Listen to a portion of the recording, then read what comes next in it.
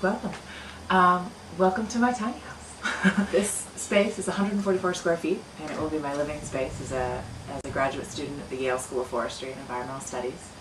And I got the idea in March when I'd been accepted to Yale, and I was thinking, where am I going to live?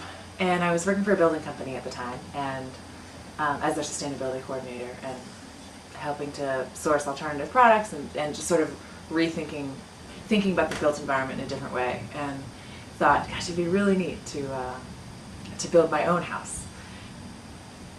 But I'll probably be leaving New Haven in 2 years, and I didn't, you don't want to build a house just for 2 years, and so I thought, well, I'll build a house that I can take with me, and that was the genesis of the project. But then I thought, well, building a house by yourself is kind of a lonely endeavor, and but I fairly recently moved back to the area, and so I thought, well, I wonder how I could find friends to come build with me, and so I decided to host a bunch of building parties and let friends and family and folks in the community know that I was going to be building and that I was going to have burgers and come on by.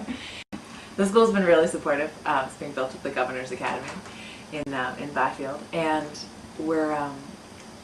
and they're allowing me to use the shop and the tools in the space, which has meant that the project can actually happen. So one of my primary goals for the project was to source environmentally considerate materials and to think about the environmental impact of each step of the process. And scale is really kind of the number one thing if you want to build a house that's environmentally considerate. You should be building small. There's no such thing as a 30,000 square foot greenhouse.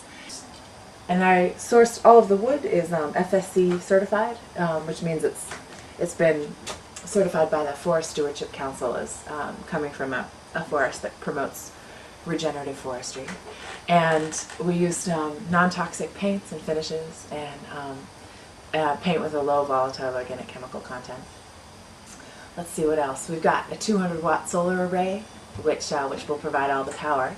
In fact, step behind the ladder, and here's the sun.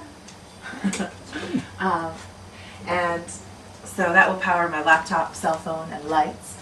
All of the windows are great windows, but they came recycled from other buildings. I paid a total of $60 for all my windows for this house, which makes me feel pretty good. And I was really lucky. Wood Flooring Design in Salisbury, Mass. donated FSC certified red oak floors, and though they're largely covered with cardboard here to protect them, they will last forever. And they've been, they say in about 40 years I might have to sand them and put on some new finish, but they're going to last forever. So the ceiling is all recycled sails. It came from a woman who makes bags out of sailboats, or out of sails. And